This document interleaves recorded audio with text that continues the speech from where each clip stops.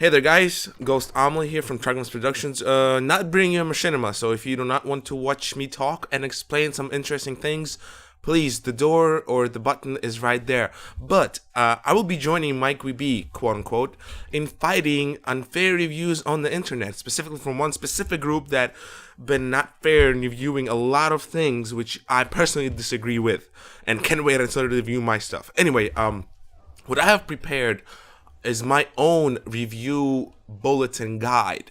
Once again, reviews are opinion based. However, there's a very fine line between a correct opinion and a personal, emotional opinion, which I believe the unnamed review site or channel has. Obviously, this list is my opinion of what a true reviewer should look at. I would like to also mention that all reviews must be unbiased.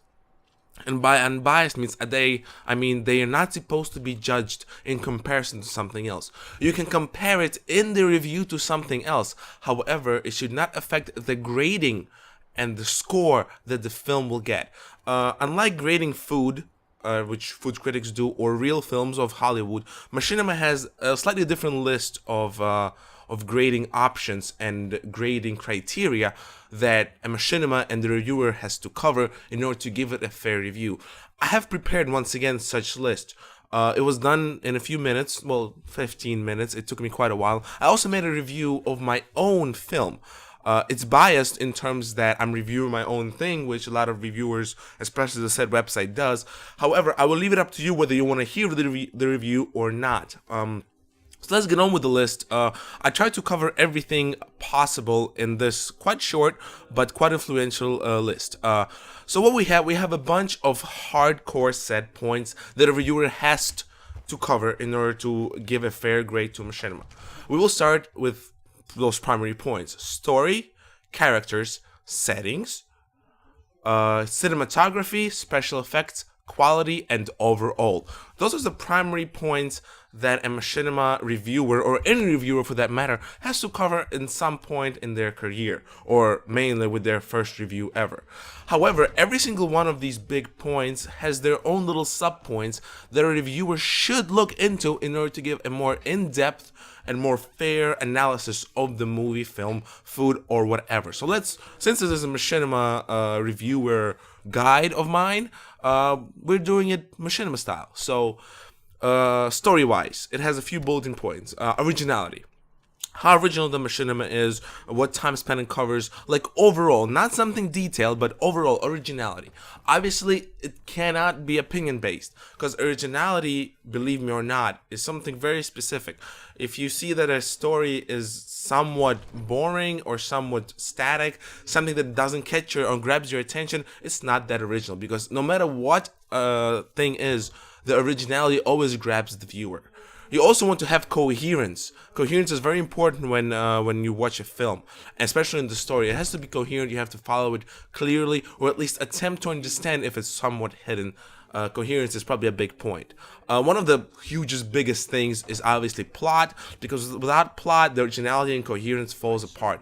Plot is probably a focal point of what a story, and story does not equal plot. Story is an overall arc, the universe, everything that has to do with this particular set piece. A plot is actually what this particular film covers in its own view or in its own opinion. You also want to look at pace. Pace is very important, because too slow, people get a little bored. Yawny, too fast, people don't understand what's going on. You want to have a really nice pace. So to cover, once again, story tab covers originality, coherence, plot, and pace.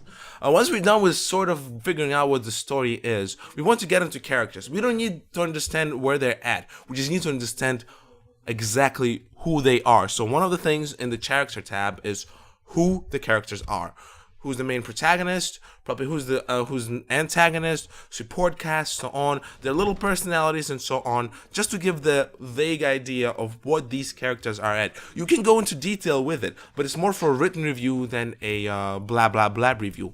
However, a review I wrote a lot of it, and I'm probably gonna voice all of it just to give you an idea what a proper reviewer should do with their works they're reviewing. When we get to characters, the biggest point as well in this category is voice acting. Voice acting is important. The mood of the character, the tone, how he articulates himself, what he says and how he says it. Those things are essential to character development, which is not actually even a tab here. Because character themselves, all these tabs that I have here, are what character development is. Because through voice acting, through their persona, through who they are, is actually what drives the character to develop. Once again, going ahead of myself, the third tab is persona. You really want to know what this person is. Is he a badass? Is he like a lone wolf? Is he more or less like the secondary guy who just quiet, but he bursts into aggression? Is he mentally alright? You really want to give this sort of feel of inside the character's head. And the reviewer, in order to understand this, has to meticulously watch the films they're reviewing for hours to understand, to get into the mind of the character, to actually grasp and review it properly. And you also want originality, how original the character is. What grabs the viewer's attention about this character? Is it the way he talks? Is it his actions? Is it his position in whatever he is? Is it his past, or is it his foreseeing of the future? All of this goes into originality. There is nothing as a purely original character. Nothing. However, those little things, the dialogue, all of that is go into this. Oh my god, wow, this guy's pretty cool. I never seen something like that done before. Even though you'll be fooling yourself, this originality, this little spark, is what gives the character his own originality. Not to mention the voice actor themselves, while could be voicing for many machinima directors, they always have their own style, and they always bring their own themselves into the machinima, into this character, which gives it just more originality than before. But once again, the reviewer has to watch out for these things and not just plainly look over the film and give their ass opinion on it. I'm losing my track. The third thing that the review, oh my god, the reviewer should cover is the setting. The setting also has a few things, things such as mood. What kind of mood this machinima is? Is it action-packed? Is it philosophical? Is it comedy? Is the events around the characters what the mood of them are? Is this wartime? Or is more, maybe it's like this eerie zombie-like feeling, or apocalypse. Mood is very, very important, because the mood sets the story. It coincides with the story, it coincides with the plot and originality as well. You also want to give the timeline where the story is made. So the second point in the setting is the timeline. You really want to give the person the idea, when is this going on? What era is it? If we're talking about a Halo, is it during the war? Is it before the war? Or is it after the war? Or maybe it is on a certain year of the war. You really want to give a specific timeline so that educated viewer, and I don't mean the viewer is not educated, but more educated viewer, for example in Halo, would understand where exactly this takes place. This would allow them to understand better, or vice versa, maybe learn something new that the director took the responsibility of creating. You also want to give the location, give a rough idea of where it takes place. If it takes in multiple places, this is also fine, but you really want to give this, is it on the battlefield? Is it in a base? Is the setting on a spaceship? Something like that. It doesn't have to be all very detailed. However, you really want to give your reader, or the person who listens to you, a general idea what the settings is. And of course, location user. This is only for the machinima community, because maps. Just what maps did the person use and how he used them. It is very important when a viewer looks and, hey, what map is this? When the reviewer says that, this is the great hoorah for the director, because he managed to take something that everybody plays every day and turn it into a new location, be it via Forge or clever camera angles. This is very important for the machinima director to do, and for the reviewer to notice in order to give a fair grade. The next biggest thing, once again, the big bullet point, is cinematography. It also covers a bunch of different things. I picked out those that are important. Style. Is it comedic style? Is it shaky style? Is it smooth style? Is it over the head style? There's a lot of different styles that every machinima director has, and it's almost always original to the director. Be it he wants to see more scenery, or maybe he wants to focus more on the characters. Does he want to give an aerial view of the battle? Does he want to go inside the helmet of the soldier, and that's all of that is style. And it's very important how the style of this machinima works, because when you have a static style that you use all the time, it gets dry. So you really don't, in terms of one film, you really want to mix up your style. So one film doesn't necessarily have one style, but it incorporates a lot of them, and it creates their own new style, which obviously every director is responsible for. However, it also can hurt machinima in a lot of ways, and so on. Camera angles, very important. Static, not static, free camera, free float camera, camera on the rails, quote unquote, overhead cameras, in-person cameras, helmet HUDs. All of that is camera angles. They all go into that category. They're important. Bad camera angles destroys the best of the stories.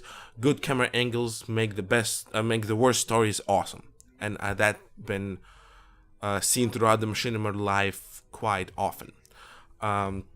Camera stability is in regarding another point is in regarding to bumping, shaking of the camera when it's not needed, horrible shots that go out into the nothingness, too long shots that are too long. All of those are camera stability shots.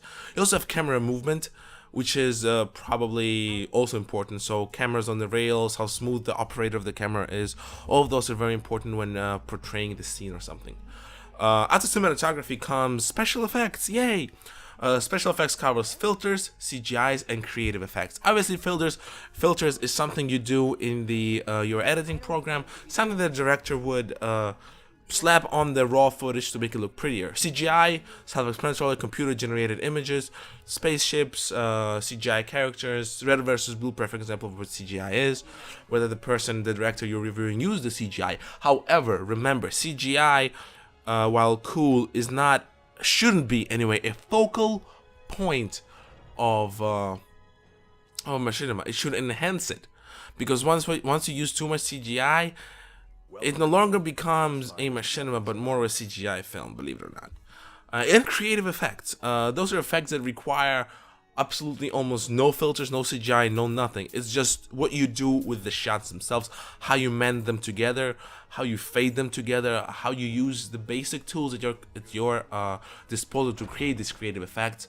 For example, blur effect, maybe the eyelid effect. All those are creative effects. They're not filters and whatnot. But overuse of those is also bad. When you use too much flare, when you use too much haze, when you use too much bright colors that spread throughout your entire screen in terms of footage, it just becomes so diluted and so messy. You just don't feel as if it's real, because no matter how reflective the surface is, it will never reflect 100%, and it usually hurts your eyes.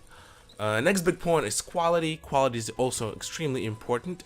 Quality usually lies in terms of pixelation as well as ratio, and the quality of the colors. That's about it. And final is overall. Now this is the part where the reviewer can express his own opinion and compare it to other films. It should cover, obviously, just as I said, the director's opinions, the director's opinion on the flaws, reviewers' opinions on the flaws, reviewers' opinions on what he liked, what he disliked, and as well the reviewer's opinion on the popularity of the film, whether already gained or the future gain of this popularity. So this overall should be not a big chunk of the review and have personal opinions of the reviewer. This is where the reviewer should shine in terms of their own inner self. So yeah, that's about it. That's what a proper review guide and proper review sheet should look like. Nothing more, nothing less. And if you guys want me to review some of my own stuff, I already have one review ready to see how exactly it works. Please like or post a comment below, and kudos to fighting crime on the internet against crappy reviewers and crappy directors. Peace out, guys. I'm a genius.